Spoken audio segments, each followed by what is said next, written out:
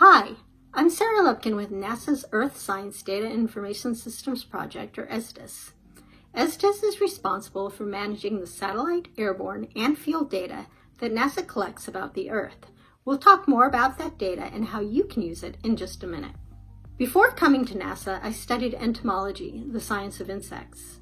Many people find insects gross, disgusting, or creepy, but insects are important to all of us. Over half of all the named species on Earth are insects, and our lives and livelihoods are linked to their survival and their well-being. Insects pollinate our crops, they aerate our soil, they control harmful pests, decompose human wastes, and they maintain numerous domesticated and wild species. But insects are also affected by human actions. You may have seen headlines about declining insect biodiversity, habitat loss, habitat fragmentation, pollution, invasive species, and climate change have had an oversized effect on insect taxa, with 500,000 species facing extinction in the coming decades. These monarch caterpillars munching on milkweed in my garden are an example. 20 years ago, I was lucky enough to visit a monarch overwintering habitat near Santa Barbara, California. The trees were covered in so many butterflies it was hard to see the leaves, but populations of monarch butterflies have plummeted by over 80% in the last 20 years. There's many possible reasons for this decline. Although the butterflies can eat nectar from many flowers, they only lay their eggs on milkweed, and there's been a significant loss of milkweed habitat over that time. Butterfly overwintering grounds have also been lost due to deforestation and wildfires. While it might seem odd, NASA has an important role to play in addressing this issue.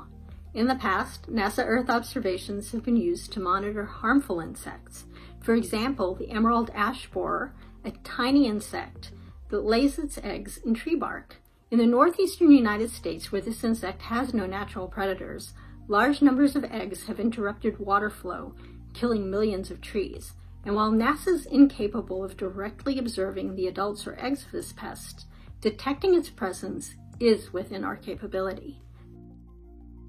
NASA gathers spectral data, which can differentiate the color of sick and uninfected trees. NASA gathers thermal data, which can identify trees unable to take up enough water due to advanced stages of infection. And NASA gathers LIDAR data, which can track the loss of subcanopy biomass of sick trees.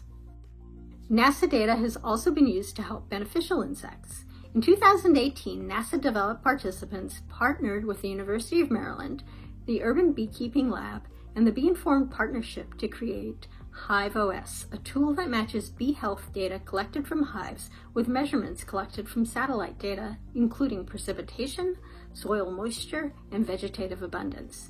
This data is being used to help scientists identify environmental factors correlated with declining bee populations.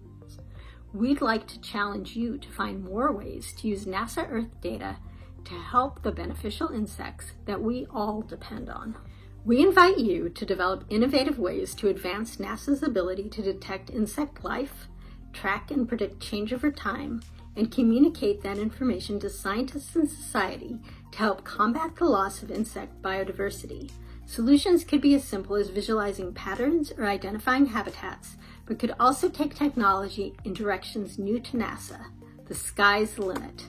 And now I'd like to introduce you to my colleague Cindy Hall, who will tell you about resources that can help you with this challenge. Hi, my name is Cynthia Hall, and I'm the Community Coordinator for NASA's Earth Science Data Systems program. Our program wants to make sure you have everything you need to access the petabytes of free and open Earth science data from NASA. We want to help researchers like yourself harness Earth science data for biological diversity and ecological forecasting. In the Learn section on the Earth Data website, we provide a bunch of great resources to help you get started with remote sensing data.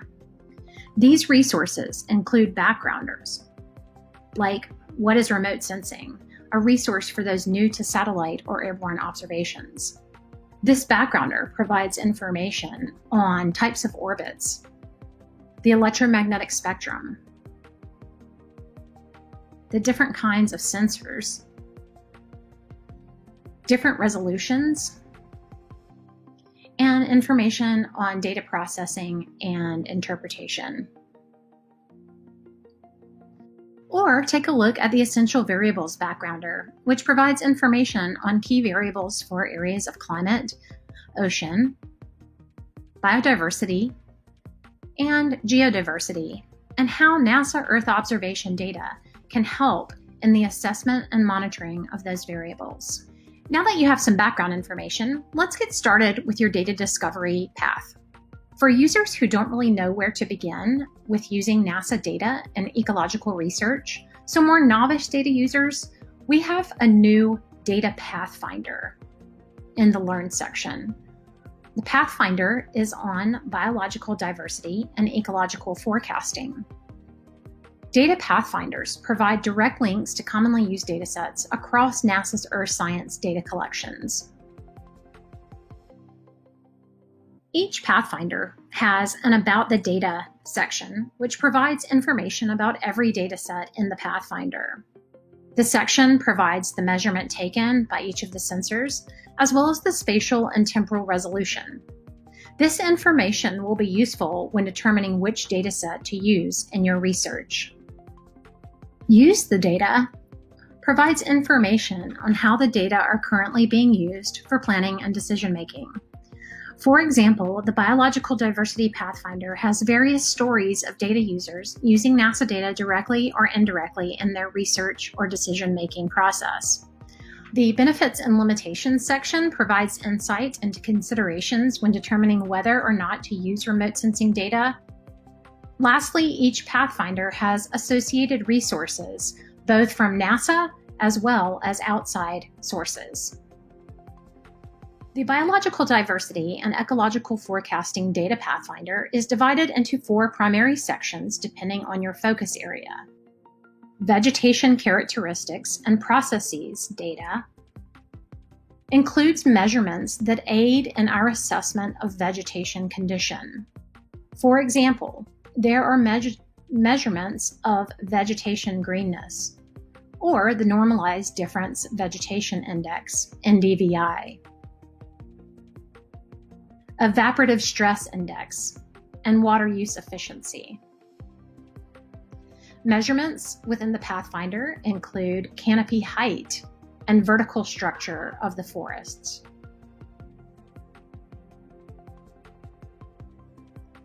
Other datasets included aid in the delineation and conservation of protected areas and assessment of biomass of groups and individuals.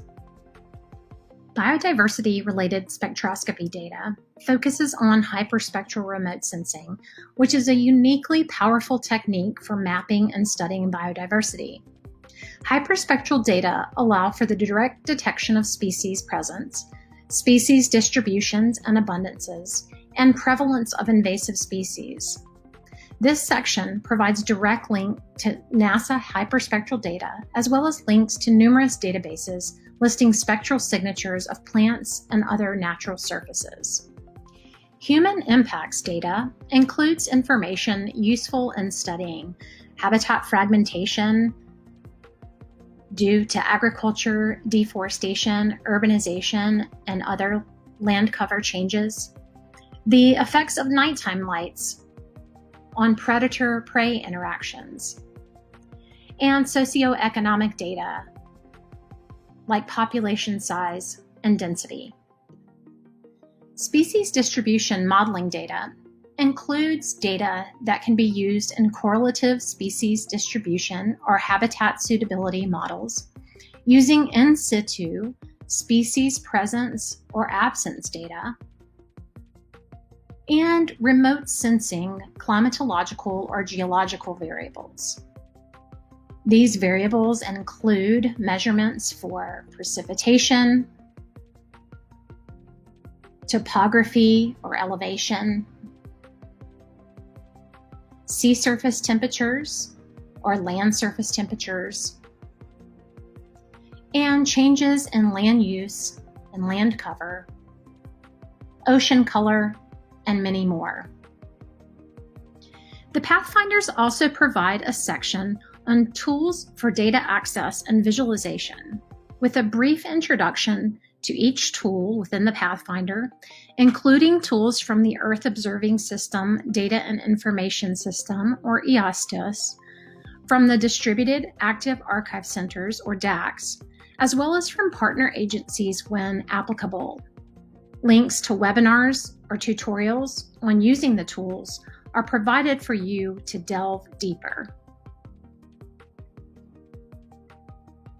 Earth Data Search is a tool for data discovery of NASA's Earth observation data collections. Users, including those without specific knowledge of the data, can search for and read about the different data collections. I can type my keyword directly into the search box, or I can choose from a list of keywords. I can also search by platform, instrument, organization, processing level, and so on. For example, if I know I want MODIS ocean color data, I can type in ocean color and select MODIS from my list of instruments, and all of the relevant data collections are shown. I can further filter by searching for data files by date, spatial area. I can preview, browse images, and then download or submit requests for data files with customization for select data collections.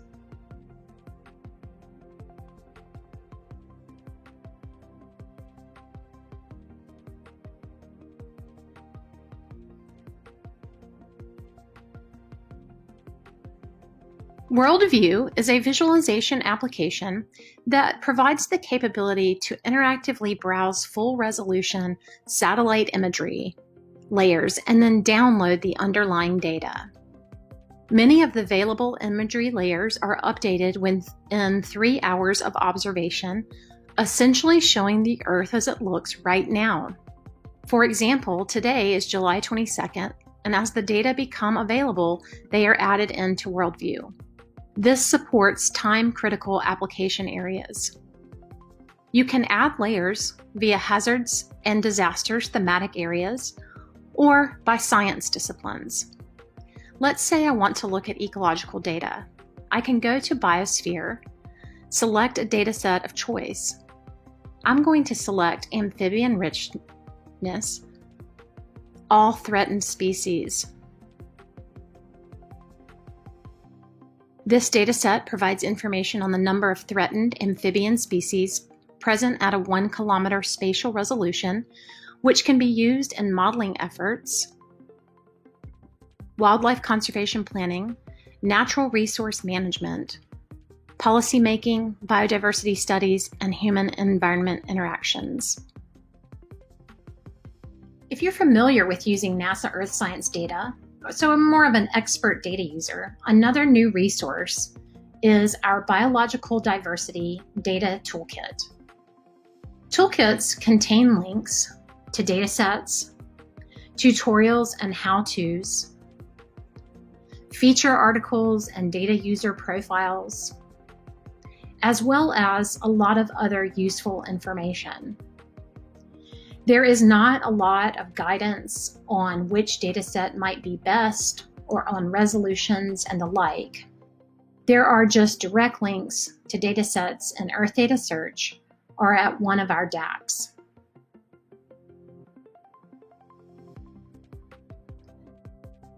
Finally, for information about how others are using NASA Earth Science data in their research or application, view our data user profiles or biodiversity feature articles.